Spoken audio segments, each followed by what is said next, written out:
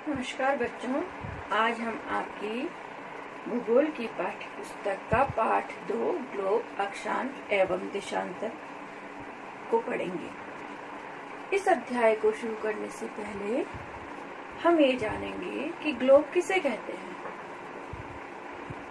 हम जहाँ पर रहते हैं वो क्या है, हमारी पृथ्वी है।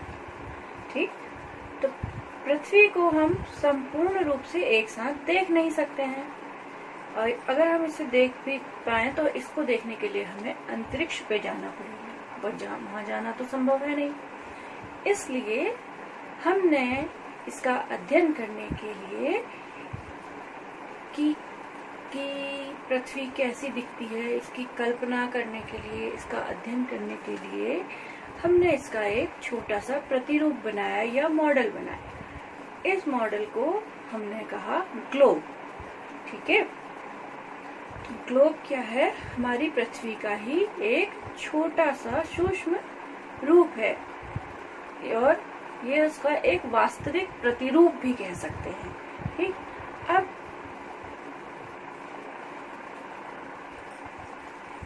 मान लीजिए ये एक ग्लोब है। अब इस ग्लोब में हम देखेंगे कि ये बीच में एक रेखा खींची हुई है। इस रेखा को हम कहेंगे विषुवत रेखा। ठीक, ये जो विषुवत रेखा है वो इस पृथ्वी को या इस ग्लोब को 2 बराबर भागों में बांटती है, इस तरह से।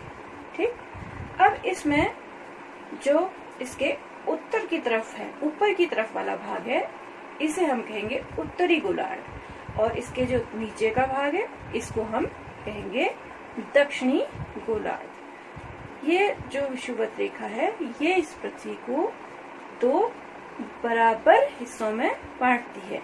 लेकिन ये जो रेखा हमने खींची है ये कोई पृथ्वी पर खींची भी नहीं है रेखा, ये हमने मानी है। ये एक क्या है, काल्पनिक रेखा है। अब इस काल्पनिक रेखाओं के समानांतर और रेखाएं भी हमने अपनी सुविधा के लिए खींची हुई हैं। तो हमने वो रेखाएं किस तरह से खींची है आज हम ये जानेंगे। ठीक है, जिस तरह से मैंने आपको बताया ये हमारी पृथ्वी है और ये भूमध्य रेखा या विषुवत रेखा है। अब इस विषुवत रेखा से जैसा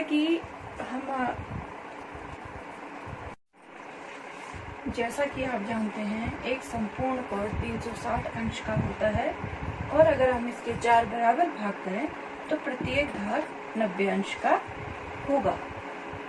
इसी तरह अगर हम पृथ्वी के एक गोलार्ध को इस प्रकार काटें तो जो ये कटा हुआ भाग है यह भी कुल कोण 90 अंश का होगा, जिसमें विषुवत वृत्त 0 डिग्री पर स्थित है और ध्रुव 90 डिग्री के कोण पर स्थित होगा।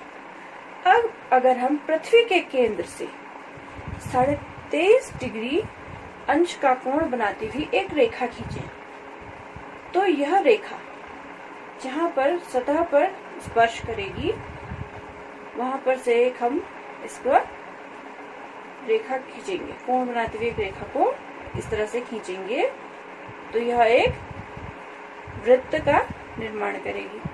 तो इस वृत्त को हम उत्तरी गोलार्ध में कर्क वृत्त और दक्षिणी गोलार्ध में मकर वृत्त के नाम से जानते हैं।